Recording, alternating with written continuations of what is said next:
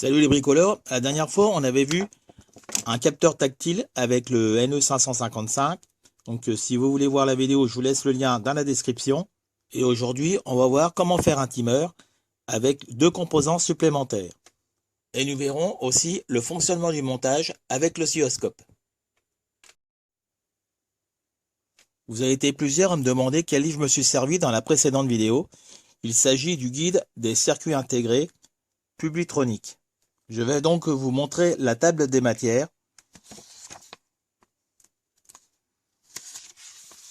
Donc ici, on a tous les circuits par ordre alphabétique.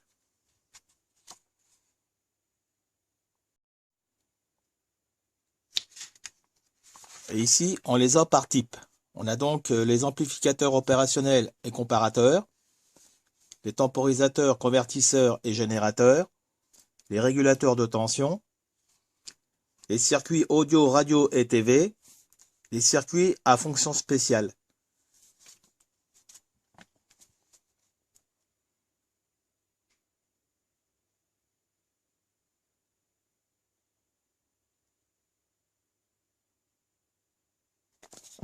Les circuits TTL et les CMOS.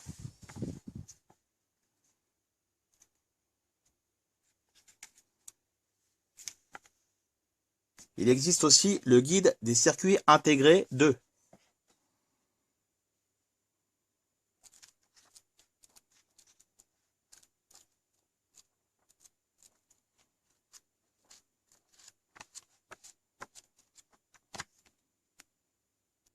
Donc sur le montage de la dernière fois, je vais rajouter une résistance de 100 kΩ, un petit shunt et un condensateur. Pour le condensateur, j'ai choisi 100 microfarads. Je vais commencer par shunter les pattes 6 et 7.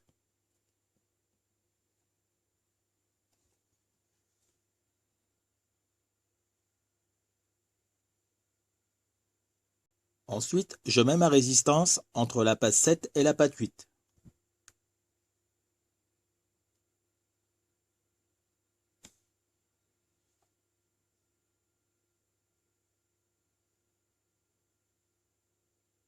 Puis je relie le condensateur entre la patte 6 et le moins.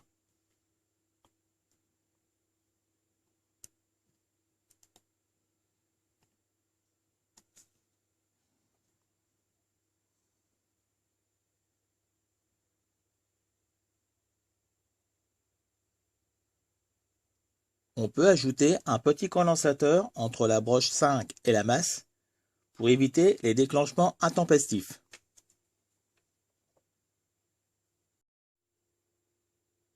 On peut choisir une valeur entre 1 et 10 nanofarads.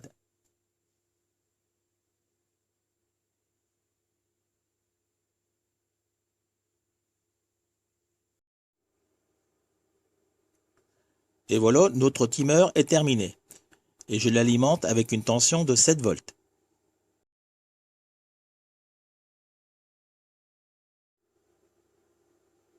Je relie la patte 2 à la masse et la LED va rester allumée pendant un certain temps.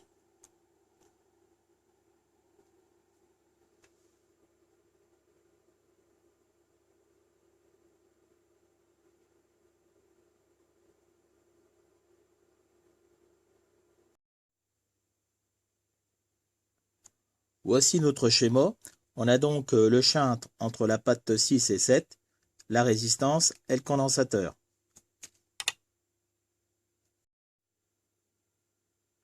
Pour calculer le temps en secondes, la formule c'est 1,1 multiplié par R en ohms et multiplié par C en farad.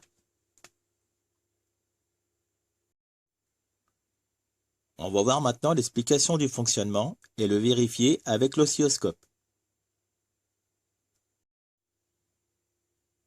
On utilise la charge du condensateur à travers la résistance R.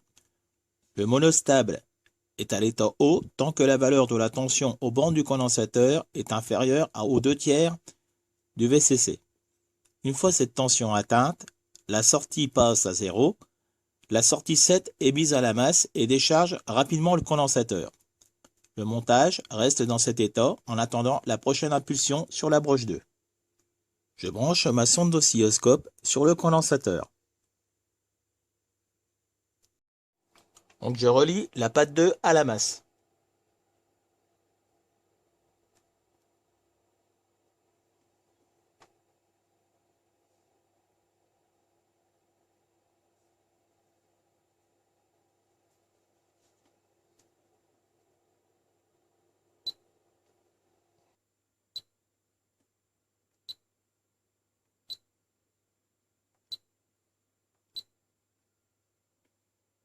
Je règle le curseur.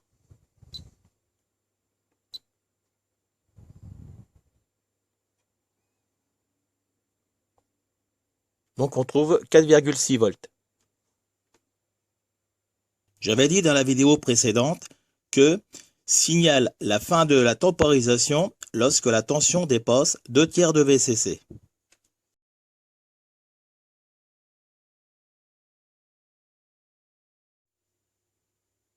Donc si on calcule les 2/3 de l'alimentation, donc 2 divisé par 3, multiplié par 7 volts, et on trouve bien 4,6 volts.